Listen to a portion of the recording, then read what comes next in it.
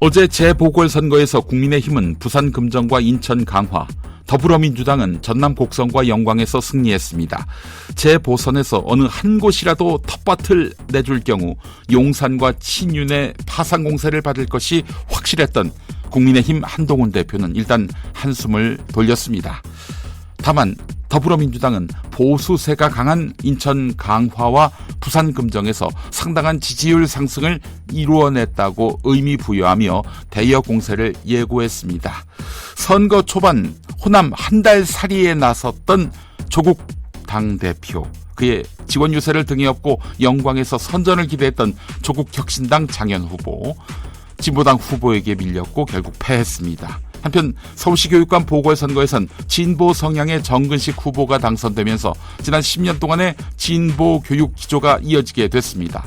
정근식 후보는 당선 소감으로 고등학교 무상교육 예산을 원상 복구하고 역사 교육을 바로잡겠다고 했습니다.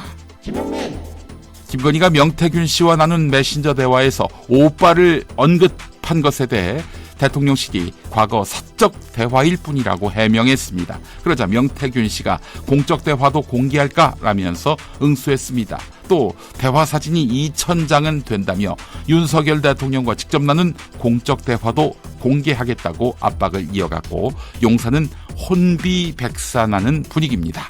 한편 명태균 씨의 정치자금법 위반 혐의 등을 수사 중인 창원지검 형사사부는 대검찰청과 부산지검 소속 검사들을 파견받아 수사팀을 보강했습니다. 파견된 검사들은 현재 검찰이 공천 개입 의혹 제보자인 강혜경 씨로부터 확보한 휴대전화 통화 녹음 파일을 분석하고 있는 것으로 알려졌습니다. 녹음한 파일 4,000개 이상이 검찰에 넘어갔다고 하는데요. 그러면 뭐합니까? 김건희 주가 조작, 오늘 무혐의 판단을 내릴 검찰인데요. 중앙일보가 구로구민을 만났습니다. 이런 반응을 들었다고 합니다. 최소한 구청장 하면서 받은 월급은 전부 반납하고 나가야지. 자신이 보유한 주식을 백지신탁하는 대신 자진 사퇴를 택한 문헌일 구로구청장에 대한 국민의 불만이 폭발하고 있다는 것입니다. 구로구 주민들은 문헌일 구청장의 사퇴로 내년 4월 새 구청장을 뽑기 위한 보궐선거를 치러야 합니다. 현행 백지신탁제도가 유능한 인재의 공직 진입을 막는다는 비판이 있는 것이 사실이지요. 이해 충돌 가능성을 차단하면서도 좀 더 현실적으로 운영할 수 있는 보완책을 고민해 볼 때가 되긴 했습니다. 하지만 임명직도 아니고 본인이 구청장이 되겠다고 선거에 나왔던, 그래서 당선됐던 선출직 공직자가 현행법을 따를 수 없다며 중도에 사퇴한다? 네, 국민의힘에게는 큰 악재일 것입니다.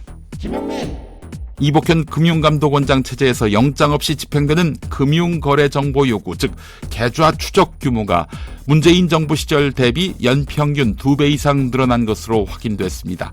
부장검사 출신으로 이른바 윤석열 사단의 막내로 불렸던 이복현 원장 취임 후 계좌 추적이 늘어날 수 있다는 우려가 사실로 일부 확인된 셈입니다.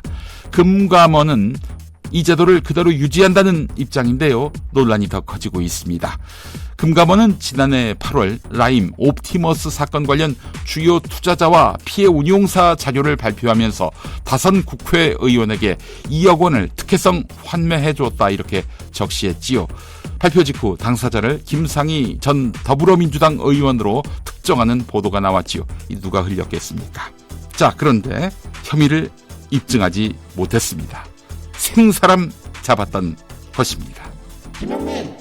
강원도 춘천시 북산면 조교리의 한 마을에 사는 20여 가구 주민들은 당장 먹을거리를 구하는 것부터 힘든 일입니다.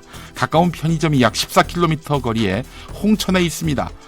한국에 사막은 없지요. 그러나 조교리처럼 집 근처에서 먹을거리를 구하기 어려운 식품 사막이 있습니다. 최근 수도권 인구 집중 등의 여파에 따라 지방을 중심으로 폭넓게 이 식품 사막이 퍼지고 있는 중입니다. 최근엔 신선식품 등을 집까지 새벽 배송해주는 서비스가 유행이지요. 자, 그러나 수도권 도시를 중심으로만 제공되고 있습니다. 이렇게 새벽 배송을 받지 못하는 시군구는 전체 250개 중에 49.2%, 즉 123곳에 달했습니다. 식품 사막에 사는 주민들은 소비에 불편을 겪는 것을 넘어 영양 불균형 등 건강 문제에 시달리기도 합니다. 볼로디미르 젤렌스키 우크라이나 대통령이 북한이 러시아 편에서 우크라이나 전쟁에 사실상 참전하고 있다고 주장했습니다. 북한은 러시아 편으로 우크라이나 전쟁에 참전한 두 번째 국가라고 덧붙였는데요. 국가정보원은 사실일 가능성을 염두에 두고 정밀 추적 중이라고 했습니다. 그동안 모르셨다는 얘기군요.